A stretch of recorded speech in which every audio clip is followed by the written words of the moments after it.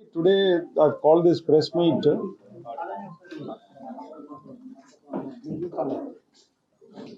మొన్న VCTPLలో ఏదైతే కంటైనర్ దొరికిందో allegedly carrying suspicious drug related items. ఈ కేసు ఏదైతే ఉందో అది సిబిఐ వాళ్ళు చూస్తున్నారు మొత్తం. ఓకే, సో వాళ్ళకు వచ్చిన ఇంటర్పోల్ నుంచి వచ్చిన ఇన్ఫర్మేషన్ మీద వాళ్ళ బృందం, వాళ్ళ టీం మన వైజాగ్లో ఉన్న terminal, that is a private terminal అండి, ఓన్డ్ బై జేఎన్ బక్షి. వాళ్ళ ప్రైవేట్ టర్మినల్లోకి వచ్చేసి వాళ్ళు శోధన చేయడం అంతా కూడా మొదలుపెట్టారు. అక్కడ ఒక బ్రెజిల్ నుంచి వచ్చిన కంటైనర్, ఆ కంటైనర్ ఇక్కడ సంధ్య మరీన్ ఎక్స్పోర్ట్ లిమిటెడ్ వాళ్ళ ప్లేస్ చేసిన ఆర్డర్ అండి. దానికి సంబంధించిన కంటైనర్లో సస్పీషియస్ డ్రగ్స్ ఉన్నాయని చెప్పేసి ఇంటర్పోల్ నుంచి ఏదైతే అలర్ట్ వచ్చిందో దాని మీద సిబిఐ బృందం ఇక్కడ వైజాగ్ రావడం జరిగింది. అండ్ వాళ్ళు దాని మీద ఇప్పుడు మొత్తం పరిశోధన చేస్తున్నారు. ఇప్పుడు ఇక్కడ ముఖ్యమైన విషయం ఏమంటే, దాంట్లో లోకల్ వైజాగ్ గవర్నమెంట్ ఆఫీషియల్స్ అక్కడ ఉండటం వల్ల అక్కడ డిలే అయిందని చెప్పేసి కొంత ప్రచారం జరుగుతుంది. అది అవాస్తవం. అసలు వాళ్ళు రిక్వెస్ట్ చేశారు, లోకల్ పోలీస్ నుంచి డాగ్ స్క్వాడ్కి రిక్వెస్ట్ పెట్టారు.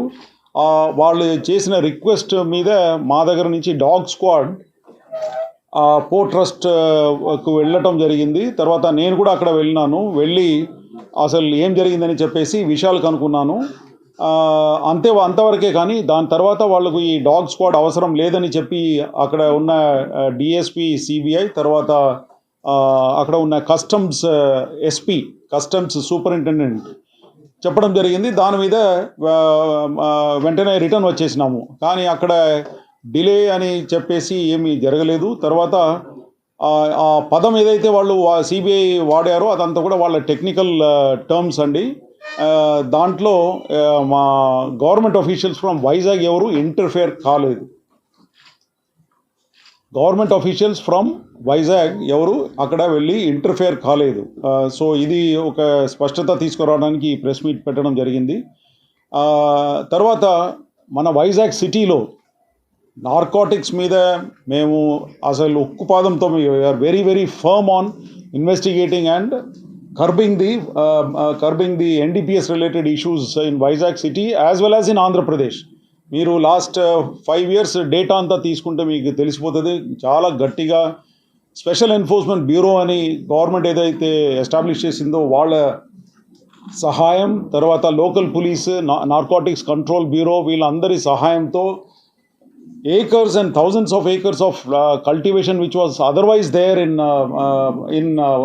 Andhra Pradesh area, in the ఏమంటారు agency area lo, all that has been cleared off. And satellite pictures have also been taken and documented to that effect, that before after pictures when the operation was started, what was the area which was under cultivation of ganja, and మా operation చేసిన తర్వాత ఇప్పుడు గంజాయి ఎంత ఉందని చెప్పేసి కూడా స్పష్టంగా satellite image by independent government of India agency ద్వారా డాక్యుమెంట్ చేసి పెట్టుకున్నామండి. సో ఇప్పుడు నిన్న కూడా ఏదైతే గాంజా 210 kgs గాంజా ఏదైతే సీజ్ చేసినామో ఇదంతా కూడా ఒక రకంగా చెప్పాలంటే ఒరిస్సా అంటే మల్కాన్గిరి, ఆ dense forest areas of Orissa, bordering Orissa, అక్కడ నుంచి ఇదంతా కూడా రావడం జరుగుతుంది. ఎందుకంటే పట్టుకున్న వ్యక్తులే చెప్తున్నారు, పట్టుకున్న నిందితులే వాళ్ళే చెప్తున్నారు. They are confession, they are telling that they are coming from Koraput or Malkangiri or Jaipur district.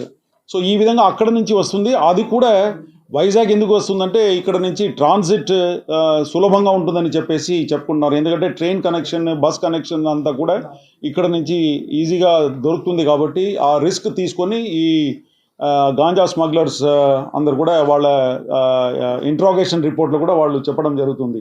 So ఈ విధంగా Vizag city is otherwise a very safe city. ఇక్కడ గాంజా కన్సంప్షన్ కానీ, గాంజా ఏదో ఆర్గనైజ్డ్ క్రైమ్ రూపంలో వైజాగ్ సిటీలో జరుగుతున్నట్టు లేదు.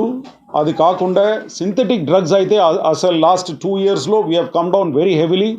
we are very strictly monitoring the pubs and their licenses. We are also checking them in the odd hours, and whether the conditions are being fulfilled. We are also taking samples of whatever is being served there and things like that. So ఆ విధంగా గట్టి నిఘా ఉంటుంది. The likely places where drugs can be used. అదేవిధంగా schools కాలేజెస్లో కూడా గట్టిగా నిఘా పెట్టుతున్నాము. ఆ వార్డెన్స్ అందరితో కూడా మీటింగ్ పెట్టుకుంటున్నాము. అది కాకుండా surprise checks are also being carried out, and some of the students who are found consuming ganja, we have received information from the wardens as well as the colleges. వాళ్ళందరినీ కూడా గట్టిగా చర్యలు తీసుకోవడం జరిగింది.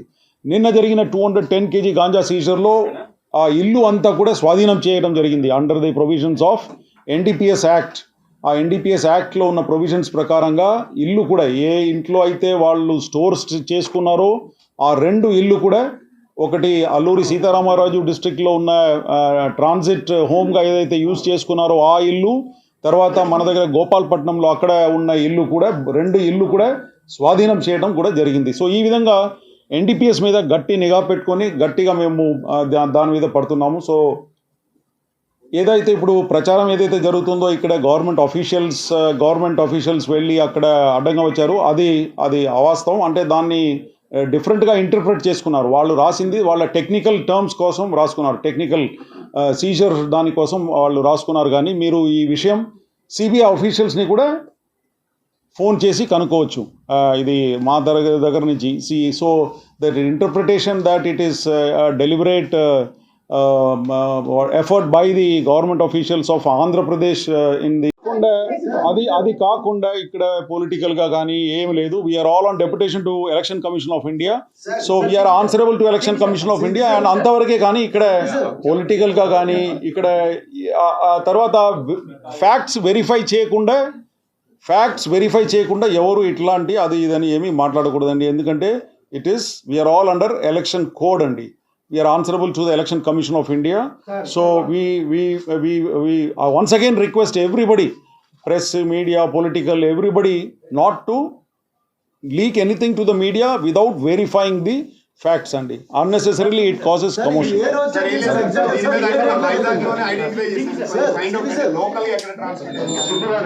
అది సిబిఐ అదంతా నేను ఇప్పుడు మాట్లాడకూడదు. Because matter is under investigation కాబట్టి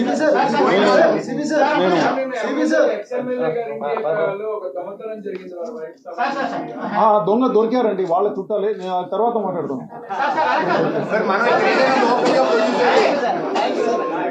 సిబిఐ